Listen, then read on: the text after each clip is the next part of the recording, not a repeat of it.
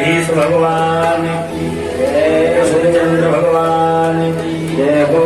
नारद जी महाराज समझ गए कर्तुम अकर्तुम समर्थक प्रभु। करने योग्य काम को कोई कर देता है, न करने योग्य को महाराज जो करे उसे ही ब्रह्म कहते, ईश्वर कहते हैं, नारायण कहते हैं। सुखदेव जी महाराज वर्णन करते हैं इंद्रप्रस्थ से द्वारकाधीश भगवान के लिए पत्र आया और पत्र के माध्यम से द्वारकाधीश भगवान श्री कृष्ण इंद्रप्रस्थ गए हैं। ऋतुराजेन गोविंद राजसूयेन पावनी यक्षे विभूतिर्भवस् तत्संपादयन् प्रभो। युधिष्ठिर जी महाराज ने भगवान श्री कृष्ण से प्रार्थना की और कहा महाराज मैं राजसूय यज्ञ करना चाहता हूँ। युधिष्ठिर जी महाराज ने कहा हम राजसूय यज्ञ करना चाहते हैं तो आप आज्ञा दो। द्वारकाधीश भगवान श्री कृष्ण कहने लगे भैया युधिष्ठिर राजसूय यज्ञ का तो वही अधिकारी होता है जिसका कोई विरोधी नहीं होता है। यज्ञ भी कई प्रकार के होते हैं, राजसूय यज्ञ, वाजपेयी यज्ञ, बृहस्पति यज्ञ, अश्वमेध यज्ञ, तरह तरह के यज्ञ होते हैं और जैसा नाम होता है वैसा ही प्रभाव होता है, वैसी क्रिया होती है, वैसा ही खर्चा होता है। तो राजसूय यज्ञ आप करोगे तो उसके लिए कोई विरोधी नहीं होना चाहिए तुम्हारा, सब तुम्हारे अनुकूल हो, तुम जिसे बुलाओ वो आवे, कोई विरोध नहीं करे। तुमने सबको जीत लिया है, बोले अभी तो नहीं जीता है, तो बोले आप यज्ञ के अधिकारी नहीं है, पहले इस पृथ्वी पर सबको जीतो। पश्चिम ने भेजा है सैनिकों को जीतने के लिए, मथुरा राज्यों ने लवणासुर आदि को मार करके जीत के आए। दक्षिण में भी महाराज भेजा, उत्तर में भी भेजा।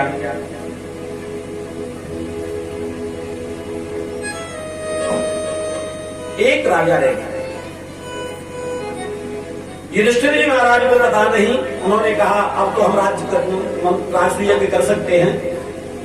भगवान श्री कृष्ण कहने लगे अभी एक राजा और रह गया है। कौन है वो? मगध देश का राजा जरासंध। जरासंध को भी नहीं आपने जीता है और वो आपका विरोधी है, शत्रु भी है। बोले उसे कैसे जीतेंगे? भगवान श्री कृष्ण कहने लगे तुम चिंता मत करो, उसे तो मैं जिता के लाऊंगा। भीम और अर्जुन को साथ में लेकर के ब्राह्मण का वेश धारण करके और जरासंध के यहाँ पहुंच गए। दरवाजे पर ब्राह्मण वेश धारण करके जरासंध पूजा के लिए जा रहा था, गुरु पूजा के लिए। जो ही दरवाजे पर ब्राह्मण दिखाई दिए, महाराज वापस लौट आया और आकर के कहने लगा ब्राह्मण देव क्या चाहिए, कैसे आए? ब्राह्मणों का सम्मान करता है जरासंध। जब से मथुरा में विजय प्राप्त करके गया है तब से ब्राह्मणों की सेवा करता है, सम्मान करता है, आदर करता है, सत्कार करता है, ब्राह्मणों को बहुत बड़ा मानता है।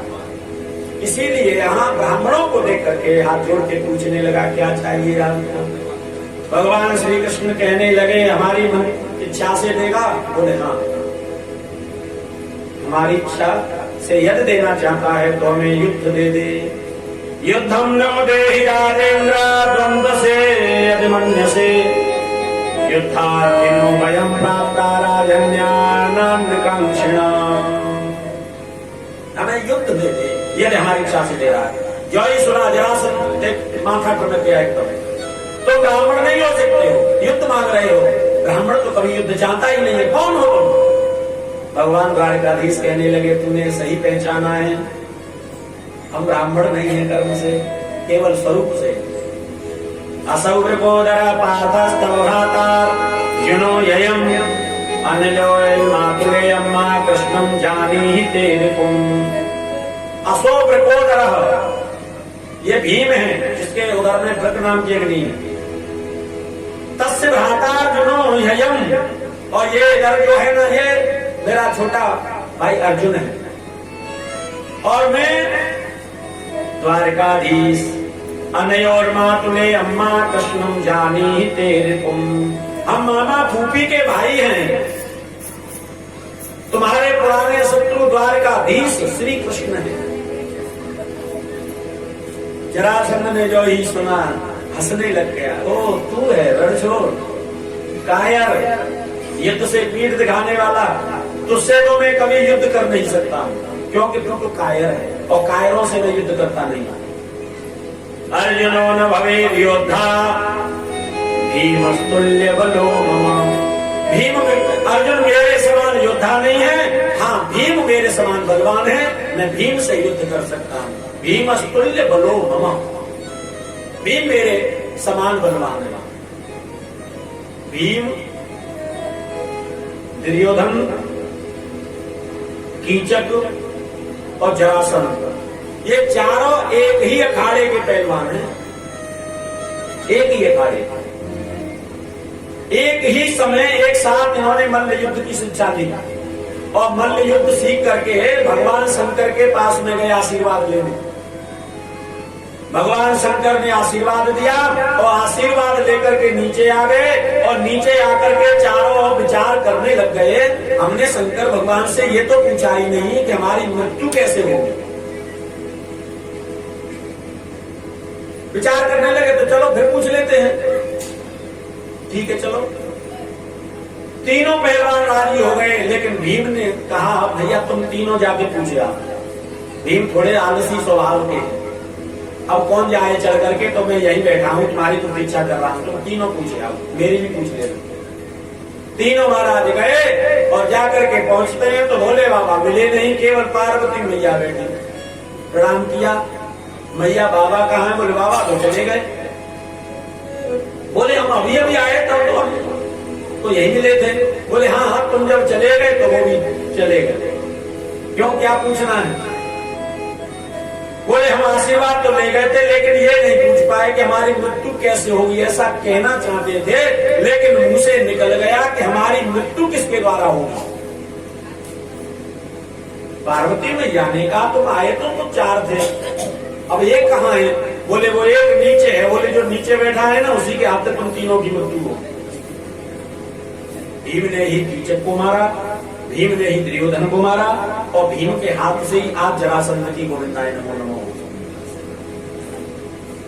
भीमस्तुल्य बलो मम, भीम मेरे समान बलवान, भीम से मैं युद्ध कर सकता हूं। बोले तू काउट तो करो, भीम से कर लो। भीम से हमारा युद्ध होने लगा और भूमि नीति का युद्ध प्रातः काल सूर्योदय से प्रारंभ होता है और सायंकालीन सूर्यास्त पर समाप्त हो जाता है। 27 दिन भीम का जरासंध का युद्ध चला। 27 दिनानि निर्गस तत्र सुहृद निष्ठितो। 27 दिन भीम का जरासंध का युद्ध चला और 27 दिन में नस नस ढीली कर दी। भीम ने आकर के द्वारकाधीश भगवान श्री कृष्ण से कहा केशव, अब मैं कल जरासंध से युद्ध करने गया तो ये भीम जीवित नहीं बचेगा।